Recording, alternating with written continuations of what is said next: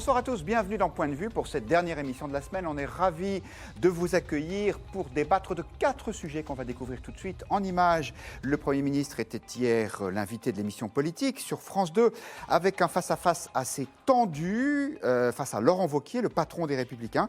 Les thèmes, l'immigration, l'Europe, qui a été le plus convaincant? Vous nous donnerez votre point de vue. Les agressions contre les policiers se multiplient ces dernières semaines. Hier, c'est le patron de la police municipale de Rodez qui a été assassiné. Les réponses des pouvoirs publics et du gouvernement sont-elles à la hauteur ou M. Collomb est-il aux abonnés absents? Là encore, on se posera la question. Et puis, on parlera des ours. Le ministre de l'écologie veut réintroduire de nouveaux ours dans les Pyrénées.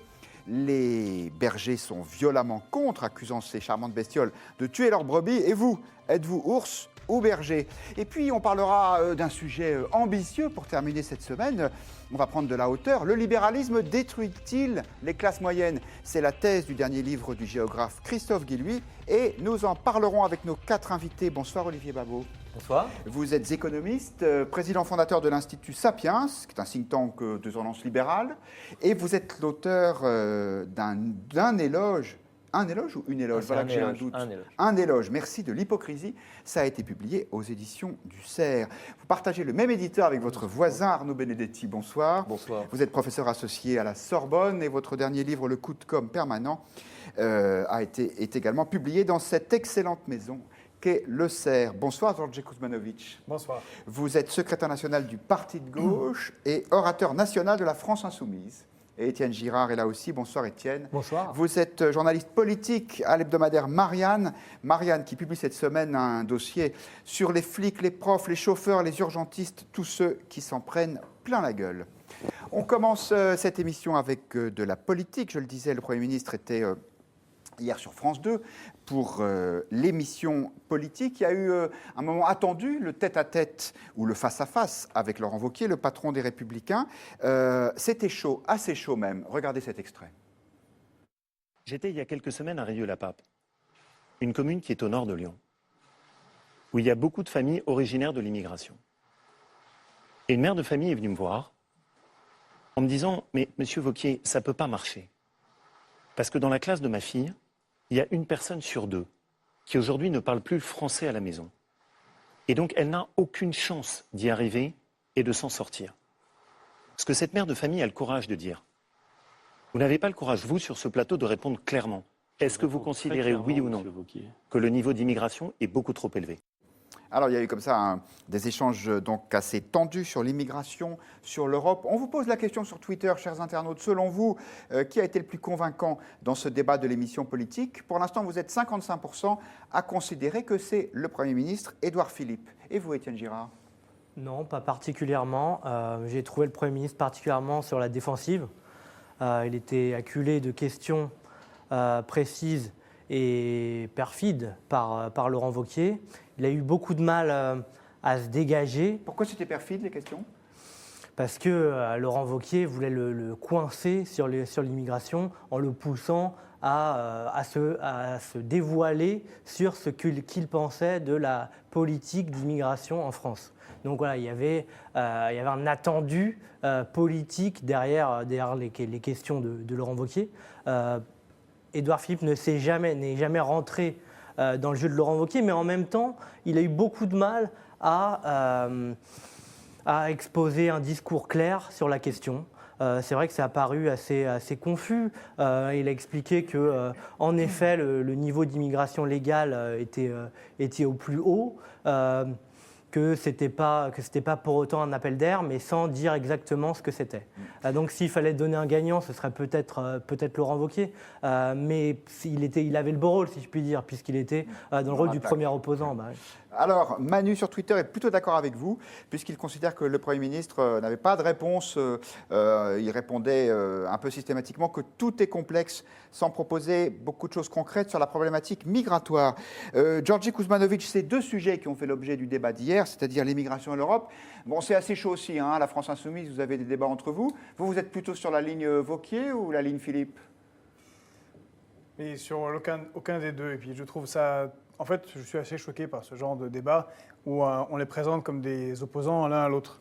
Il y a à peine un peu plus d'1 an, ils étaient dans le même parti Et ce sont des gens qui défendent strictement la même ligne politique en termes d'économie. D'ailleurs, je suis très étonné. C'est pas le sujet, on est d'accord. Non, c'est pas le sujet, mais c'est intéressant quand même. Oui, il faut bien singer une distinction quelque part. Donc, non, mais là, vous pouvez pas dire qu'il n'y a pas de différence entre les deux. Non, mais c'est intéressant parce que Wauquiez parle de l'école qui, quand il était ministre sous la présidence Sarkozy, a contribué à détruire en ne finançant pas et en appliquant, comme le fait Philippe, les mêmes règles imposées par l'Union européenne, ultralibérale. Et donc, et puis c'est aussi celui qui a inspiré, d'une certaine manière, Macron, puisqu'il était contre les minima sociaux, l'autre parle de pognon de dingue qui est donné aux pauvres gens. Les deux sont pour distribuer plus aux riches. Vous revenez vite au social quand même. Non, mais tout est social en fait. Mais tout est social. Et juste, c'est pas son opposant. C'est ça que je voulais souligner. Et on essaie de construire des oppositions fictives. Alors c'est vrai que lui a maintenant besoin de se démarquer de Philippe, donc il a choisi le thème de l'immigration pour essayer de ratiboiser des électeurs chez Marine Le Pen. L'autre a l'air un peu gêné aux entournures sur cette question, mais en même temps, il est celui qui a appliqué une loi asile et immigration qui est quand même assez radicale, y compris sur l'internement des enfants, ce que son président critique quand il parle de Trump. Enfin bon, c'est assez confus tout ça. Oui, en fait, peut-être qu'on a du mal, Arnaud Benedetti, à situer vraiment les positions, parce que Laurent Wauquiez reproche au Premier ministre, par exemple, d'accueillir des migrants, et en même temps, on entend le gouvernement qui dit « nous n'accueillons pas de migrants », et d'ailleurs les Français sont plutôt d'accord, puisque dans un sondage Odoxa pour Le Figaro, les 3/4 des sondés disent qu'ils soutiennent cette position. Donc en fait, on a du mal à voir. Il n'y en a pas un qui est pro-immigration et l'autre qui est anti. Oui, alors d'abord, moi, ce qui m'a frappé quand même, c'est l'extrême tension qui se manifestait dans ce débat. On voyait clairement, et sans que ça soit fin, qu'il y avait une réelle inimitié entre les deux hommes, et ça, c'est quelque chose qui est apparu de manière assez visible pour le téléspectateur. Donc, au-delà des divergences politiques, il y avait, de ce point de vue-là, une vraie rivalité. Alors ensuite, sur le plan politique, en effet, mais la difficulté, c'est que l'un comme l'autre, finalement, s'adressait au même cœur électoral. Et la stratégie de Wauquiez, c'est une stratégie qui, aujourd'hui, vise à couper la route à droite aux macroniens et aux macronistes. Donc, évidemment, sur la question de l'immigration, il sait qu'il faut avoir un discours qui soit un discours, d'une certaine manière, suffisamment compréhensible, suffisamment lisible pour le cœur de cet électorat. Donc sa communication, de ce point de vue-là, elle était beaucoup plus audible que celle du Premier ministre, qui manifestement avait une communication sur ce sujet qui visait quand même, malgré tout, à rassurer son aile gauche, tout en donnant des gages à l'électorat conservateur. Et on voit bien que, finalement, il exprimait une position politique sur un sujet qui est extrêmement clivant, qui est le sujet de la problématique migratoire, où, finalement, la stratégie de communication du « en même temps » touche très rapidement à ses limites. Parce que, finalement, sur un sujet où on demande finalement des positions claires, voire parfois binaires, et certainement très souvent manichéennes, et c'est celui qui communiquera de la manière la plus explicite et la plus claire sur le sujet qui, à un moment donné, sera le mieux entendu. Et de ce point de vue-là, je suis assez d'accord avec ce que vous dites. J'ai trouvé que Wauquiez, en tout cas sur le plan de la performance de la communication, avait été beaucoup plus cohérent dans son expression et vraisemblablement avait rassuré beaucoup plus l'électorat que les deux hommes concourent à essayer quelque part de capter. Vous réagissez sur lefigaro.fr, sur Twitter. Rose, sur lefigaro.fr, nous dit « Je n'ai rien contre M. Philippe, mais sa pédagogie et sa dialectique sont mauvaises. » Ce que confirme TJL, alors c'est intéressant puisque vous êtes plutôt majoritaire à considérer que Édouard Philippe était plus convaincant, mais ce n'est pas l'avis de TJL qui nous dit « Philippe était flou, confus, mal à l'aise sur la question de l'immigration face à un Wauquiez direct et clair. » Mais les points de vue se rééquilibrent un peu avec Mansingue qui fait remarquer que Wauquiez, contrairement au Premier ministre, avait besoin de notes. Et pour notre internaute, cela veut tout dire. Olivier Babot, il y avait des propositions concrètes de Wauquiez. Par exemple, il voulait supprimer l'aide médicale d'État qui permet aux immigrés en situation irrégulière d'être soignés, ou bien de réduire le droit du sol. Est-ce que sur le plan des propositions, vous l'avez trouvé convaincant ?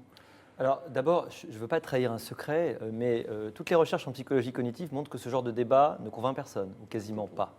En fait, on ne convainc que les convaincus, donc les gens qui étaient d'un côté diront « il a été très bien » et les autres de l'autre ont été très bien. Donc Voilà, On vous peut pas ouvrez changer les yeux. d'avis ? C'est très rare. Vous avez une toute petite minorité, mais c'est extrêmement marginal. En réalité, on a tendance à plutôt penser que les arguments de celui qu'on supporte a priori sont plus convaincants que les autres. Il y a eu tas d'exercices et de tests scientifiques là-dessus, c'est assez rigolo. Donc très concrètement, ils ont effectivement 2 offres qui sont relativement proches. Et quand on fait du marketing politique, soyons un peu cyniques, parce qu'à un moment donné, c'est un petit peu ça. Plus vous êtes proche en marketing, plus vous devez surjouer la différence, évidemment. C'est-à-dire plus vous devez insister sur la différence.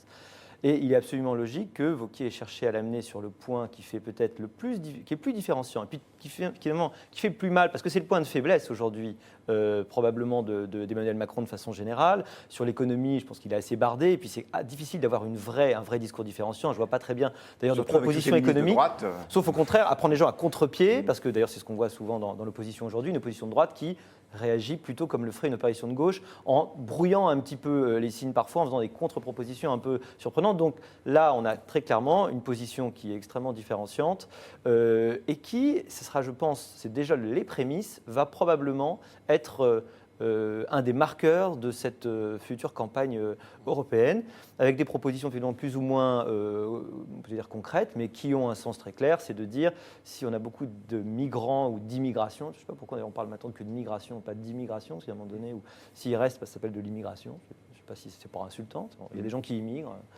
Peut-être qu'on a tous immigré à un moment donné, effectivement. S'il y a des gens qui viennent, eh ben, peut-être que le débat, c'est est-ce qu'il faut qu'il n'y ait pas des quotas en fonction des compétences, par rapport à des compétences qui sont demandées par l'économie. C'est ce que propose des quotas aussi, en fonction, des quotas votés par le Parlement. et des quotas en fonction de capacité d'autonomie financière et pourrait dire de réfléchir au type d'incitation qu'on peut offrir. C'est le débat qui veut porter, et je pense qu'il n'y a pas tellement d'autres propositions concrètes qui pourront être apportées. Ça va être un débat assez clivant, probablement. Oui. Georgi Kosmanovic, une de ces propositions de Laurent Wauquiez, c'est de supprimer l'aide médicale d'État en disant qu'il faut réserver les soins aux immigrés en situation irrégulière à tout ce qui relève de la médecine d'urgence. Est-ce que ça vous paraît abusif ? Là, on répond, ce qu'on répond d'habitude, c'est que les microbes ou les maladies dont serait porteur l'immigrant se moquent totalement et n'ont pas de passeport et se transmettront aux gens que côtoiera ce migrant dans les métros, dans les rues, dans les espaces publics. Donc c'est une proposition littéralement stupide. On soigne les gens parce que ça permet d'éviter à l'ensemble de la population de tomber malade, surtout qu'on peut apporter des maladies tropicales, enfin c'est complètement crétin. Étienne Girard, ce sujet de l'immigration et de l'Europe d'ailleurs, parce que les deux sont liés, va probablement être le marqueur principal des Européennes. Laurent Wauquiez a essayé de sortir de ce piège peut-être dans lequel veut le mettre le pouvoir, consistant à dire entre Marine Le Pen et nous, il n'y a personne. Oui, mais Laurent Wauquiez, sur ce point-là, il a été quelque peu désavoué par son camp politique, puisque la figure au centre de cette discussion, c'est Viktor Orban, qui fait partie de la famille politique à l'échelle européenne de Laurent Wauquiez. D'ailleurs, Wauquiez soutient Orban et sa politique. Wauquiez soutient Orban, mais il a été désavoué par ses eurodéputés qui, dans leur majorité, ont voté pour les sanctions envers le Premier ministre hongrois. Donc, il a essayé de sortir de cette ornière-là. Il a quand même un certain nombre de problèmes à gérer sur cette question-là dans les mois à venir, dans sa famille politique, car la question de savoir ce que pensent les Républicains de Viktor Orban et dans quel camp il se place, elle reste entière. On ne sait pas exactement quelle campagne va mener les Républicains alors que c'est dans 8 mois. Et c'est un grand problème quand on va se présenter devant les électeurs. Donc les signaux sont au rouge pour les Républicains là-dessus. Gérard Collomb, le ministre de l'Intérieur, est en visite aujourd'hui à Grenoble. Grenoble, surnommée par les services de police la Chicago française en raison de l'importance qui a pris le trafic de drogue jusque dans le centre-ville. Cette visite intervient dans un contexte de sécurité assez lourd, je le disais au début de l'émission. Il y a eu hier l'assassinat du patron de la police municipale de Rodez. Et il y a aussi des scènes d'une grande violence qui sont portées à la connaissance du public ces derniers temps. Regardez cette dernière vidéo, on la passera brièvement parce qu'elle est tellement violente qu'on n'a pas envie de lui faire de la publicité, mais c'est une scène qui se passe à Garges-les-Gonesse. C'était mercredi soir dans le Val d'Oise où un adolescent est très violemment agressé dans une sorte de règlement de compte entre bandes. La police demande des effectifs supplémentaires. Elle n'est pas la seule d'ailleurs. Écoutez, Martine Aubry, la maire socialiste de Lille, elle aussi trouve qu'il n'y a pas assez de policiers. Il faut absolument que nous ayons plus de policiers nationaux et aussi de CRS. Non pas que je suis une fan absolue des CRS partout, mais dans certains cas, je pense aux 4 tours de l'île Sud qui sont tenus par des dealers. C'est pas pensable que dans une ville, il y ait des tours où les assistantes sociales, des médecins ne puissent plus rentrer, où les amis ou les parents des familles qui y habitent ne puissent plus rentrer. Là, je dis, c'est plus possible, on n'est plus dans une république. Voilà. Arnaud Benedetti, est-ce que ces éléments qu'on a mis les uns à côté des autres, parce qu'ils surviennent quasiment le même jour, en tout cas la même semaine, est-ce que c'est le hasard ou est-ce que, vous qui êtes un spécialiste de la communication politique, il y a une espèce d'atmosphère en ce moment peut-être d'insécurité ? Alors, il y a plusieurs choses. Ce qui est vrai aujourd'hui, c'est que l'insécurité est déjà de plus en plus visible. Vous avez montré cette vidéo, elle est extrêmement intéressante et extrêmement violente, mais ça circule. Donc, au-delà des faits objectifs, c'est-à-dire des faits d'insécurité que l'on peut quantifier statistiquement, il y a aujourd'hui une visibilité de l'insécurité, notamment à travers les réseaux sociaux, qui est manifestement beaucoup plus forte qu'elle ne l'était par le passé, parce que tout simplement, on la voit en direct. Ça, c'est déjà une première chose. Donc ça agit bien évidemment dans l'espace politique, dans l'espace public, et ça a un effet sur la façon dont les acteurs politiques vont se positionner par rapport à l'enjeu. Le deuxième aspect, c'est que vraisemblablement aujourd'hui, l'enjeu de sécurité, c'est un enjeu compliqué pour le pouvoir, parce que c'est un enjeu compliqué, parce que finalement, rappelez-vous au début, quand Emmanuel Macron a accédé à l'Élysée, on le créditait d'une vraie compétence sur le plan économique et par contre, vraisemblablement d'un déficit sur les questions régaliennes et sur la question de la sécurité. Donc aujourd'hui, il s'agit pour lui et pour son gouvernement de montrer que sur cette question, qui est une question qui indéniablement intéresse les Français, les indignes aussi, il s'agit de montrer qu'il est en mesure d'apporter des réponses très concrètes à ce problème-là. Et manifestement, il y a un troisième problème, c'est un troisième souci, c'est que la figure du ministre de l'Intérieur est une figure qui aujourd'hui n'est pas forcément en mesure de porter cet enjeu pour des tas de raisons, parce que l'historique. Notamment parce qu'il a dit qu'il s'en allait dans 9 mois. Mais déjà l'historique déjà de Gérard Collomb dans ce poste est un peu compliqué. Mais en plus, le fait qu'ils disent qu'il s'en va et que dans quelques mois il repartira à la conquête de la mairie de Lyon n'arrange vraisemblablement pas la situation.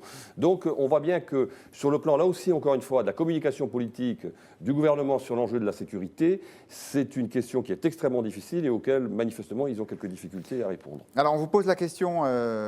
Amis internautes, avez-vous l'impression que l'État ne s'engage pas assez pour la sécurité des citoyens ? Et vous êtes 73% à répondre oui, donc à regretter une absence d'engagement. Est-ce que c'est un ressenti ou une réalité, Olivier Babot ? Est-ce qu'il y a un sentiment d'insécurité ? Vous savez, c'était Lionel Jospin. Il n'y a pas d'insécurité, il y a un sentiment d'insécurité. Ce qui est certain, c'est que quand l'État est fort, il nous écrase.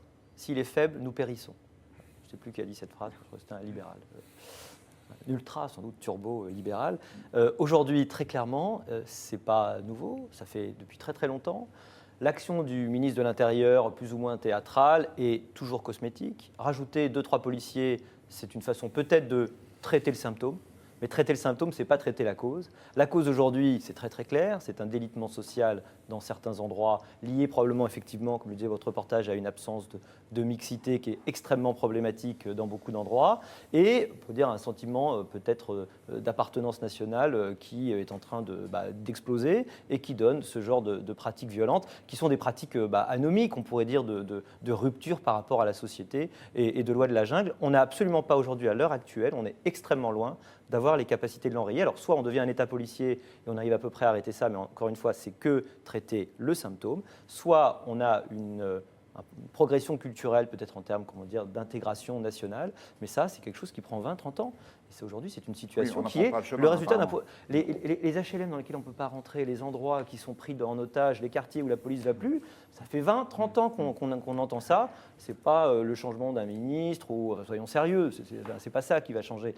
Effectivement, ce qui est un peu gênant, c'est qu'aujourd'hui, on a des images beaucoup plus facilement. Cet effet de visibilité, il fait que peut-être que ce sentiment d'insécurité, la réalité, elle est toujours là et je pense qu'elle grossit, mais ce sentiment, lui, il va ne faire que grossir pour le coup.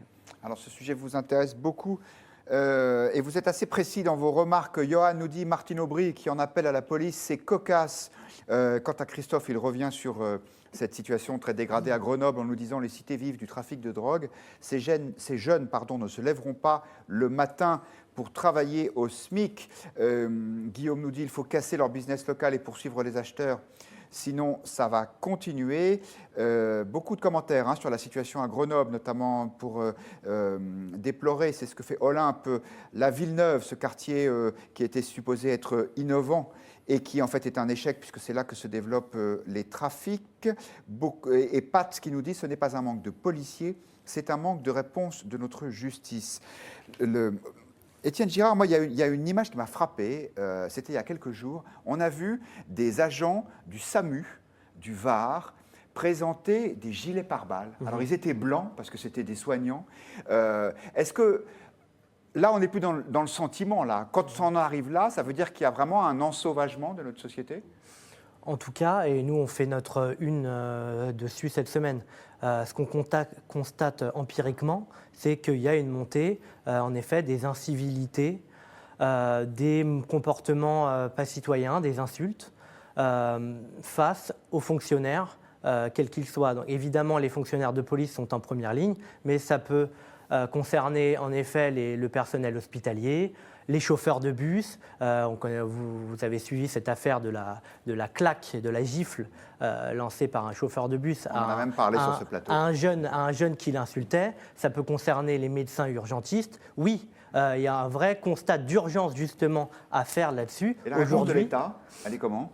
La réponse de l'État, elle n'est jamais suffisante. Après, si on regarde les chiffres, on peut constater que, par exemple, sur le budget de la sécurité, entre 2017 et 2018, on a une hausse de 250 millions d'euros. On a eu 1800 recrutements de policiers et gendarmes.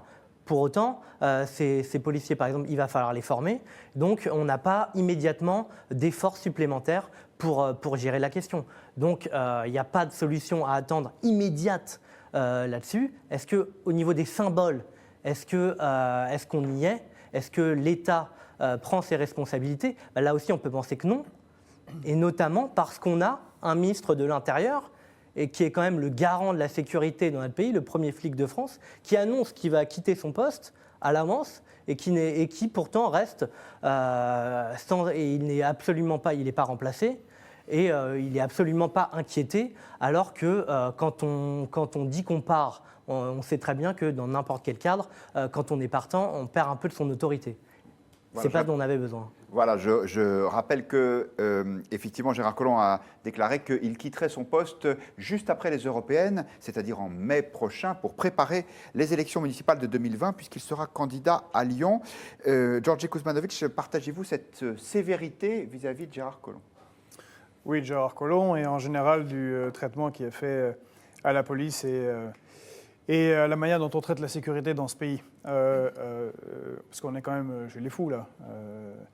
Que des gens du SAMU doivent porter des gilets pare-balles ou que les pompiers soient agressés dans des zones où des petites mafias locales se sont arrogées le droit d'avoir un contrôle total, c'est-à-dire de chasser l'État. C'est-à-dire que quand on chasse des pompiers et le SAMU, c'est qu'on veut marquer le territoire. On est chez soi. C'est-à-dire que et c'est surtout des catégories populaires qui n'ont pas accès à la sécurité que la République devrait proposer à tous ses enfants. Et je me souviens qu'en 2012, lorsque nous faisions la campagne présidentielle avec Jean-Luc Mélenchon, nous disions, à l'époque, déjà, il manquait 7000 policiers et quelques 8000 pompiers. Depuis, vous l'avez dit, on a eu un peu de recrutement, 1800, mais on n'arrive même pas à rattraper ce qui était déjà en retard il y a 6 ans. On a donc une police qui est en sous-effectif, qui en manque de moyens, mais là, encore une fois, elle n'est pas la seule. L'école, c'est la même chose, l'hôpital, c'est la même chose, les pompiers, c'est la même chose, et ainsi de suite, pour les mêmes raisons, parce que ce sont des gens qui appliquent des politiques voulues par l'Union européenne de réduction de la dépense publique, et donc ils n'investissent pas là où il y a besoin. Donc c'est un élément qui est important. Et on fait du sparadrap. On met nos pauvres soldats qui eux aussi sont en sous-effectif, en sous-moyens, on les sort de leur mission pour les mettre en sentinelle, c'est-à-dire plus de 11 000 hommes, alors que même un rapport parlementaire fait par des députés de droite et de gauche, a montré que c'était totalement inutile pour la lutte antiterroriste, à part à tirer des attaques sur nos militaires, en remplacement des RG qui ont été supprimés. RG qui étaient extrêmement utiles pour ce genre de criminalité, et ne parlons pas de la fin de la police de proximité, de quartier, qui permettait, mais ça demande évidemment énormément d'effectifs, énormément de moyens, et ça n'est pas mis en place. Le souci, c'est qu'on a des gens qui actuellement sont au pouvoir et qui appliquent mais ce que voulait appliquer Lénine, c'est le dépérissement de l'État. Et il s'assure de faire dépérir l'État par tous les moyens, y compris par le côté régalien. Donc on aura entendu l'orateur de la France insoumise se lever contre, enfin plus exactement, regretter que la politique de Lénine soit mise en place. Arnaud Benedetti, est-ce qu'il y a encore une... Je ne savais pas que Lénine était libéral. Hein. Oui, alors c'est pour ça que... Dépérissement de l'État. Oui. Tout est affaire de point de vue. C'est pas de la même manière que les libéraux. Arnaud Benedetti, il y a encore dans la population française une demande vis-à-vis des politiques où il y a une forme de résignation sur ce sujet de l'insécurité. Parce que les affaires de violence à Grenoble, vous vous souvenez de ces 2 assassinats très violents et rien n'a bougé. Je ne suis pas sûr qu'il y ait une banalisation, en tout cas. Par contre, il y a le sentiment... Une résignation. Il y a peut-être le sentiment qu'il y a une banalisation de ce type d'événements, de ce type de faits au niveau de la puissance publique. C'est-à-dire que, finalement, les dirigeants accepteraient qu'il y ait un seuil incompressible de violence ou d'insécurité qui s'installe dans la société. Ce sentiment peut, en effet, quelque part, être généré par l'impuissance des pouvoirs publics, à un moment donné, à répondre aux difficultés qu'on rencontre sur le terrain. Ça, je crois que c'est un fait qui est important. Et l'enjeu sécuritaire, il ne date pas, comme vous l'avez rappelé, il ne date pas d'aujourd'hui. C'est un enjeu qui balaye la France depuis près de 30 ans, voire depuis 40 ans. On avait des débats sur la question de la sécurité sous François Mitterrand. On a eu des débats sur la sécurité sous Lionel Jospin. Je rappelle que quand même, l'une des raisons de l'échec de Lionel Jospin au premier tour de l'élection présidentielle en 2002, c'est aussi la question de la sécurité. Donc ce n'est pas quelque chose qui est forcément nouveau aujourd'hui. Par contre, ce qui est, à mon sens, réel, c'est que la perception de l'opinion publique, c'est que finalement, il y a une sorte de résignation de la part de l'État à laisser vraisemblablement des zones de non-droit se développer. Olivier Babot, on se dit qu'évidemment, ce genre de situation, c'est du pain béni pour Marine Le Pen ? Oui, parce que j'ai de plus en plus l'impression, alors moi qui suis économiste quand même, je me dis que on n'arrivera pas à parler d'économie, probablement, aux prochaines élections. Il est probable qu'on ne parle que d'autre chose, donc c'est un peu dommage, parce que j'ai l'impression que c'est quand même important, mais le fait est qu'on a l'impression aujourd'hui d'une sorte de balkanisation. Qu'est-ce qui se passe aujourd'hui ? Les gens qui ont les moyens, finalement, se protègent de plus en plus, migrent dans des zones plus favorisés, mettre leurs enfants dans les zones plus favorisées. Dans les écoles plus favorisées. Dans les écoles plus favorisées. Donc effectivement, c'est quand même agréable parce que quand tu fais partie d'une certaine élite, tu arrives à échapper. Le problème et la grande injustice avec cette insécurité, c'est qu'elle touche d'abord et avant tout des gens qui sont beaucoup plus modestes. Qui bloquent finalement l'ascenseur social encore plus. Vous savez, les archéologues montrent avec beaucoup d'intérêt que, par exemple, à l'époque mycénienne, qu'on appelle l'époque palatiale, il y avait des palais, et on est très surpris parce que ces palais donnaient directement sur la campagne. Il n'y avait pas de porte, il n'y avait pas de muraille. Et en fait, à un moment donné, ils se sont fait envahir, et on se rend compte qu'il y a des périodes où tout d'un coup, on voit le niveau de danger en fait, au type de construction. Qui n'a pas vu des squares où s'élevaient tout d'un coup des grilles, des gens fermer la rue ou l'impasse dans lesquelles ils vivent. On est en train de voir ça, moi je l'ai constaté dans beaucoup d'endroits aujourd'hui. On est à une époque où on élève des haies, on élève des grilles, et ça c'est toujours mauvais signe parce que, encore une fois, il y a une espèce de balkanisation dont les plus modestes finalement sortent, on pourrait dire, les moins préservés. Alors, pour les gens qui sont dans l'élite, pendant très très longtemps, on peut effectivement faire l'autruche et dire qu'il ne se passe rien. Mais malheureusement, je ne pense pas que ce soit une question de moyens. Je pense qu'on est depuis longtemps beaucoup, beaucoup plus loin que ça. Encore une fois, il ne faut pas traiter le symptôme, c'est la cause. Et traiter la cause, ça prend des années. On passe à un autre sujet qui n'a rien à voir et qui, heureusement, est un peu plus léger, même s'il provoque aussi quelques tensions. Le ministre de la Transition écologique et solidaire, François de Rugy, veut réintroduire des nouveaux ours dans les Pyrénées. Pourquoi ? Eh bien, tout simplement parce qu'il n'y en a pas assez. Écoutez ce que dit le ministre. La principale motivation, c'est la même depuis de nombreuses années, c'est de permettre qu'il y ait une population d'ours durable et viable dans le massif des Pyrénées, puisque dans cette partie du Béarn, il n'y a plus que 2 mâles Et donc l'idée de réintroduire 2 femelles va permettre de développer une petite population d'ours localement. Ça s'inscrit plus généralement dans une politique en faveur de la biodiversité. Alors, donc le ministre a très envie qu'il y ait davantage d'ours dans les Pyrénées, sauf que dans les Pyrénées, tout le monde n'est pas d'accord. Écoutez ce que dit le maire de Sarance, c'est dans la vallée d'Aspe, dans les Pyrénées-Atlantiques. Il est directement concerné par ce sujet et lui dit « Arrêtez de nous mettre des nouveaux ours ». C'est ce qu'on a fait dans l'Ariège, donc plus à l'ouest des Pyrénées. Et le résultat, c'est que les attaques contre les troupeaux se sont multipliées. Écoutez. L'Ariège, on a commencé par introduire 2 ours et on se retrouve aujourd'hui avec 40 ours en Ariège, avec 400 attaques cette année en Ariège et on constate aujourd'hui que l'État est dans l'incapacité de gérer ce problème-là.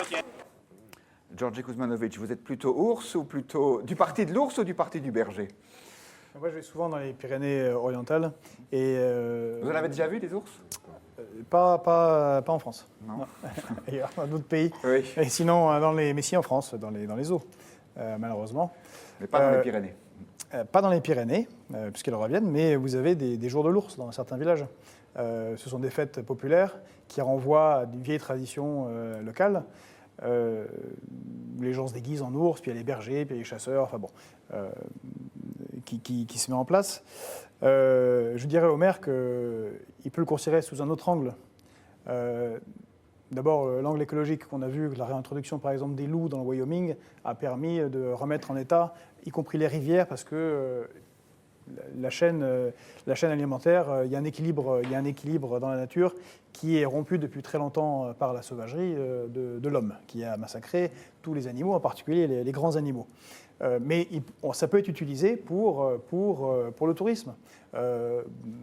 Pour la diversité, il y a beaucoup de touristes qui viennent et qui sont touchés par le côté, par le pastoralisme. Et ben voilà, ça serait une manière de faire. Et puis, effectivement, il y a des attaques. Il ne faut pas le nier. Il y a des ours qui attaquent des moutons. Mais je pense que le principal problème dont sont frappés les éleveurs, ce sont les moutons qui viennent à bas prix, que ce soit du Chili ou de Nouvelle-Zélande, ou les prix imposés par les grandes surfaces. À nouveau, c'est social. Mais on peut trouver un moyen d'équilibre. C'est-à-dire que si le tourisme est valorisé par la présence des ours, eh ben, il y a des revenus qui en sont tirés et ils peuvent servir à compenser les bergers qui, effectivement, perdraient ou risqueront de perdre, bien évidemment, des moutons. Et à mieux les indemniser. On vous pose la question sur Twitter. Êtes-vous d'accord avec les bergers qui s'opposent à la réintroduction d'ours dans les Pyrénées? Non, vous n'êtes plutôt pas d'accord, à 61%. Et il y a cet argument de Pat qui est frappé au coin du bon sens, semble-t-il. Il nous dit les ours étaient là avant les moutons. Denis est d'accord, les ours font partie du patrimoine français dans ces régions et il faut absolument les protéger. Étienne Girard, vous êtes dans quel camp? Bon, déjà, moi, je ne suis pas un grand spécialiste de la question de l'ours, mais j'ai essayé de me documenter. Ce scrupule professionnel vous honore. N'est-ce pas? Bon, il faut concilier ces 2 impératifs, semble-t-il, et c'est peut-être... C'est un peu macronien, là. Et alors là, je suis un chantre sur la question de l'ours, je suis un vrai chantre du « en même temps ». Et c'est, semble-t-il, possible. Alors, c'est quoi les enjeux? Il y a d'un côté la biodiversité, qui rencontrerait une certaine identité culturelle dans les Pyrénées, puisque ça a été rappelé par le tweetos, l'ours était là avant l'homme. Donc voilà, il y a quand même une logique à ce qu'il y ait des ours dans cette partie des Pyrénées. Et de l'autre côté, l'autre impératif, c'est la liberté de commerce de ce pauvre berger qui se fait manger ses brebis ou tuer ses brebis par les ours. Bon, aujourd'hui, il ne reste que 2 ours mâles. Est-ce que insérer 2 ours femelles dans les Pyrénées, ça risque de déstabiliser cet écosystème et à empêcher le berger de vivre? Sans doute pas, mais la réponse ne serait peut-être pas la même si on mettait trop d'ours dans les Pyrénées qui tueraient trop de brebis. Ce que j'ai compris, c'est que 400 par an, ça reste assez mineur. 400 brebis tuées par an, ça reste assez mineur sur ce que peut produire un berger dans les Pyrénées. Alors justement, les bergers, on va en écouter un, c'est Olivier Morin, il est un de leurs porte-parole donc dans les Pyrénées, et lui dit, mais les vrais écologistes, c'est nous. Écoutez-le. Face aux enjeux environnementaux cruciaux que la France doit relever, François de Rugy n'a donc pas d'autre priorité que de lâcher des ours dans les Pyrénées. Qui fait de l'écologie au quotidien? Les ministres en hélico ou en avion? Ou c'est nous qui la faisons, l'écologie? Bergers qui pratiquons l'agriculture au bilan carbone le plus vertueux de France. Pourquoi ne s'attaque-t-il pas aux gros pollueurs et aux grands désordres à l'origine du dérèglement climatique au lieu de distraire les foules avec des nounours médiatiques?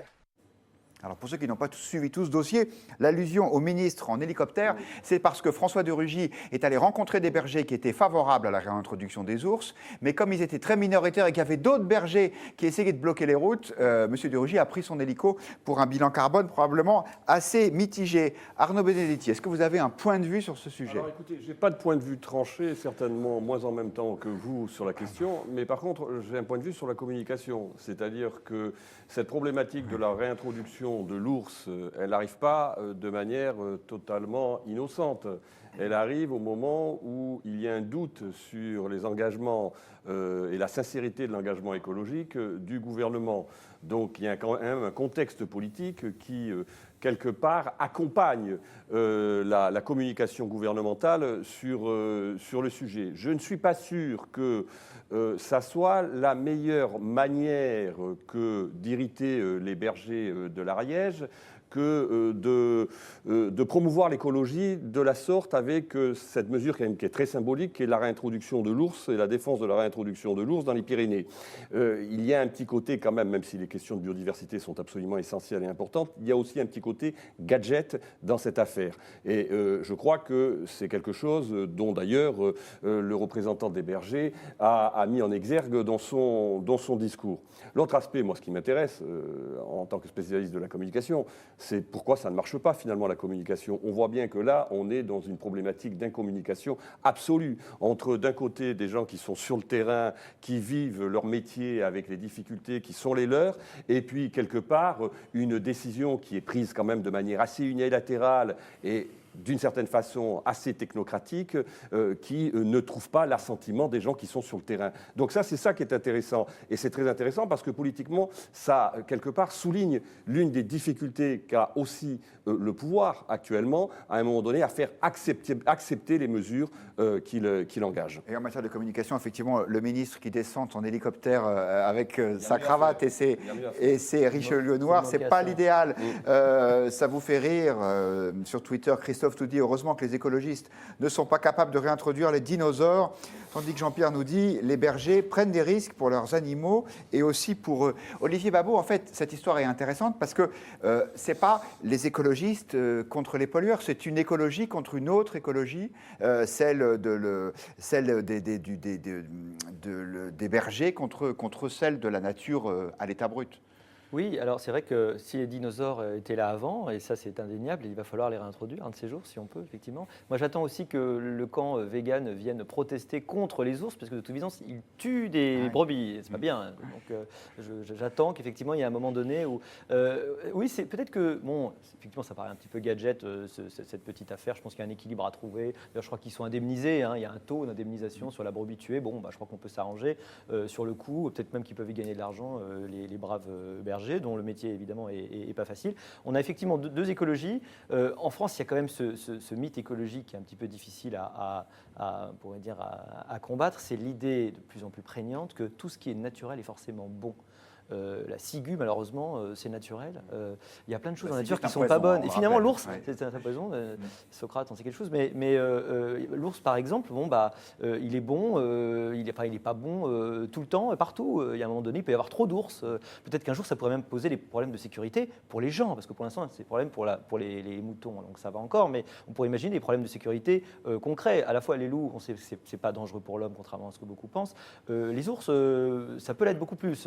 Donc, il y a un moment donné où la nature est infiniment bonne, eh bien, il va falloir quand même que les hommes décident de se faire une place, ou alors s'ils veulent réduire complètement leur empreinte, on peut effectivement organiser une sorte de vaste suicide collectif et la nature pourra proliférer sans nous merveilleusement. Ça a l'air d'être d'une certaine façon l'objectif un peu bizarre et paradoxal d'un certain camp ultra-écologique, puisqu'il y a des ultra-libéraux, il doit y avoir des ultra-écologistes. Pour le moment, le suicide collectif, on est en train de le faire avec la surproduction sur la planète et le changement climatique qu'elle induit, je pense. plutôt que la réintroduction de quelques pauvres ours qui, je vous l'apprends, les déjections servent à revitaliser les forêts. Et parce qu'ils mangent tout un tas de baies et de glands qui, dans leur ventre, sont déféqués. Non, mais c'est qu'un juste jour, qu'il y a s'il y a une- trop d'ours, peut-être que ça sera dangereux. Maintenant. Quand je citais le Wyoming, le loup dans le Wyoming, c'est qu'il y a des effets qui sont connus, qui ne sont pas juste du délire des ultra-véganes ou des fanatiques verts. Mais là, vous avez raison, c'est que et surtout le représentant des bergers. C'est quand même la communication du seul ministre qu'ils ont trouvé qui voulait bien remplacer Nicolas Hulot, parce que de toute façon, il n'avait pas de carrière politique à part valet de Macron. Valet de Macron. Bah oui, il a tout trahi. Il était à une primaire, il s'est retrouvé lui complètement. Ah ouais, on va pas. Non, mais pourquoi valet de Macron. Donc je pense que si Macron ne l'entraîne pas, il n'a plus de carrière politique. Et ben, effectivement, ils abandonnent sur tous les grands autres sujets, comme l'a dit le berger. Nous revenons à la couverture de Marianne, qui nous a beaucoup inspiré cette semaine. Après un sujet sur les violences contre les policiers, vous parlez aussi du dernier livre du géographe Christophe Guilluy, l'homme qui avait inventé le concept de France périphérique, et qui cette fois nous explique que partout en Occident, les classes moyennes sont les grandes perdantes de la mondialisation, parce que les très riches sont toujours plus riches, les très pauvres, ceux des pays moins développés, sortent de l'extrême pauvreté, mais il y a forcément des perdants. C'est un peu ça la thèse, Étienne Girard? C'est ça, et c'est la vérification de la phrase de Margaret Thatcher à la fin des années 80 qui nous expliquait qu'il n'y a pas de société. D'où le titre du livre qui est titré « No Society ». Exactement. La lutte des classes, ça n'existe pas. Et en effet, elle a eu raison. C'est ce que démontre de façon assez remarquable Christophe Guilluy. On a cette classe moyenne donc, qui ne sait plus vraiment si elle est des classes populaires, si elle est de la bourgeoisie, mais qui est un grand magma comme ça de gens pas assez pauvres pour toucher les aides sociales, pas assez riches pour toucher les niches fiscales ou pour emporter leurs revenus à l'étranger, et qui est cette classe sur laquelle on fait peser l'austérité, les baisses de budget, etc. etc. Et c'est les lignes de train qui ferment, c'est ces gens de la périphérie.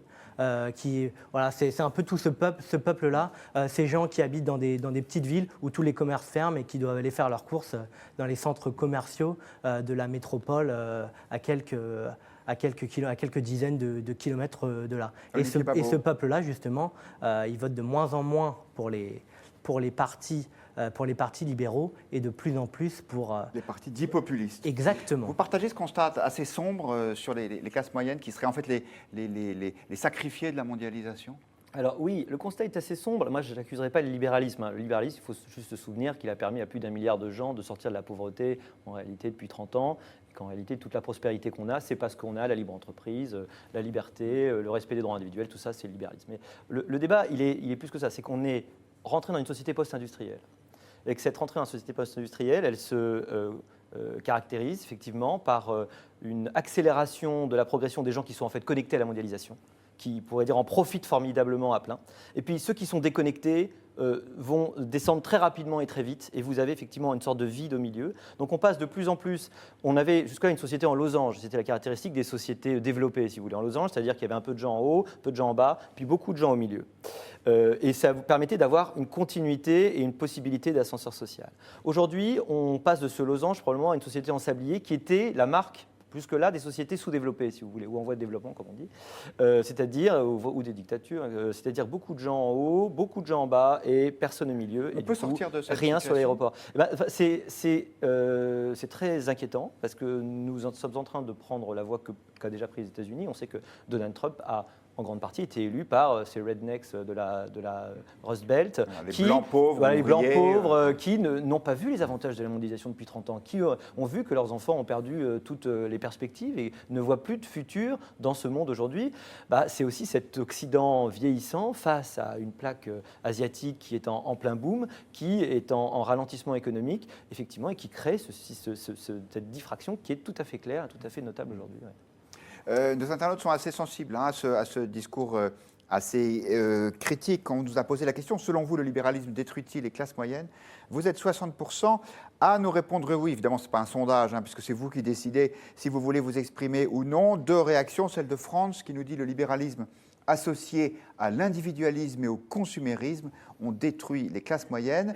Christophe nous dit ce sont les taxes et les impôts qui tuent les classes moyennes, alors qu'Isométrique pense que c'est le libéralisme non assumé à la française qui tue, je reprends son verbe, les classes moyennes.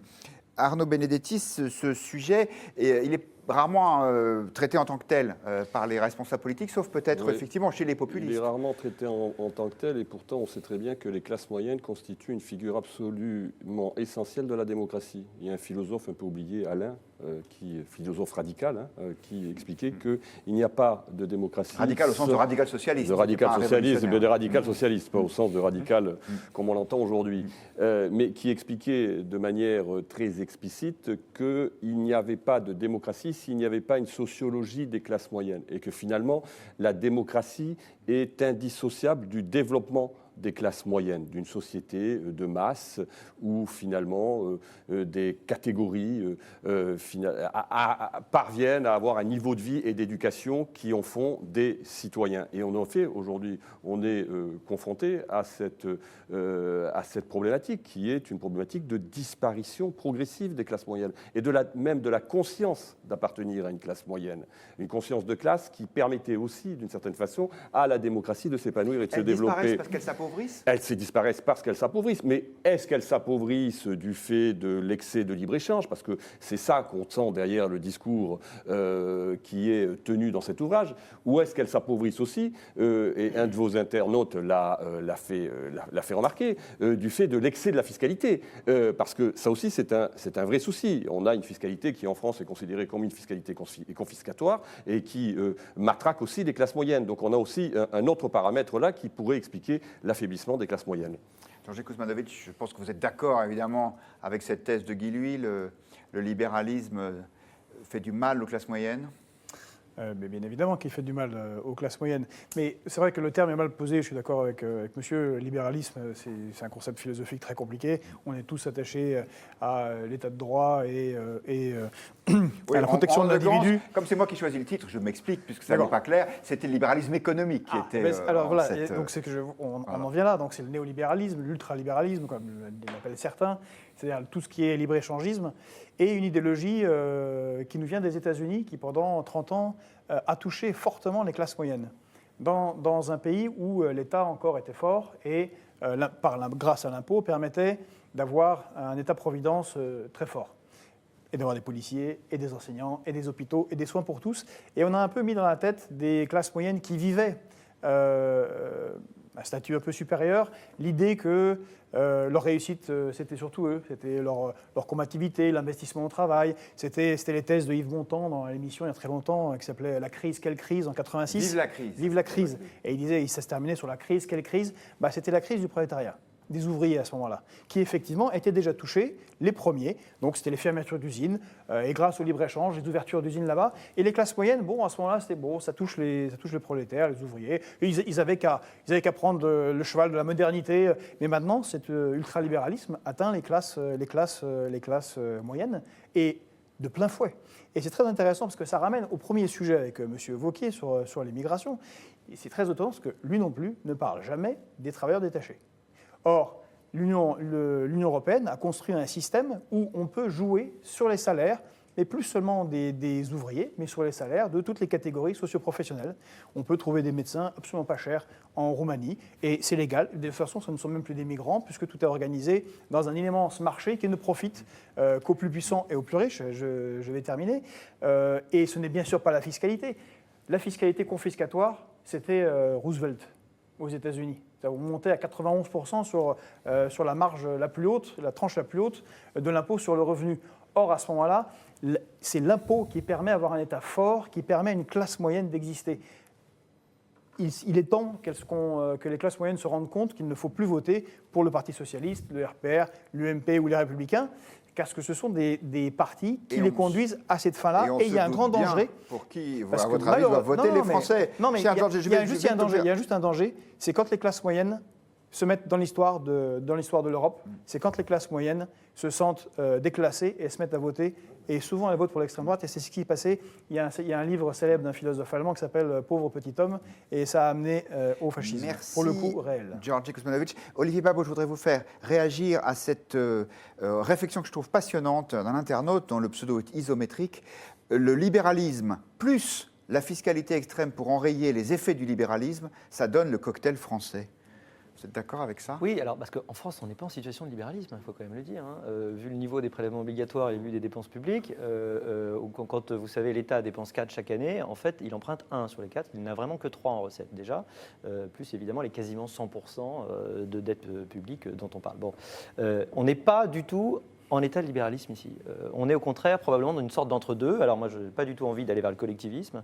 J'ai plutôt l'impression que l'État, il devrait essayer de retrouver sa vraie place, essayer de mieux faire. Alors effectivement, il y a un moment donné, si vous prenez tout aux gens, ils ont du mal à pouvoir joindre les deux bouts. Quand quelqu'un touche 1 500 €, en pratique, il touche 2000, enfin, il coûte 2000, 2500 €. C'est de l'argent qui est pris et qui est dépensé par l'État. Après, il y a les transferts sociaux. Donc la réalité, c'est que nous avons effectivement un problème de choix et on est un peu dans une sorte d'entre-deux en France et c'est probablement un de nos problèmes, sachant que le problème, il est mondial aussi, c'est-à-dire qu'on est dans une économie où de plus en plus vous avez des emplois très peu qualifiés, des emplois moyennement qualifiés qui sont en train de disparaître très rapidement grâce à la robotisation et à l'intelligence artificielle. Ça, c'est un vrai problème, d'où la disparition de ces emplois-là. Et puis, les emplois haut de gamme de créativité avec un petit nombre. De la mondialisation. Qui profitent au maximum. Merci beaucoup, Georgi Kuzmanovic. C'est terminé pour ce soir. Je vous coupe la parole, ne m'en veuillez pas.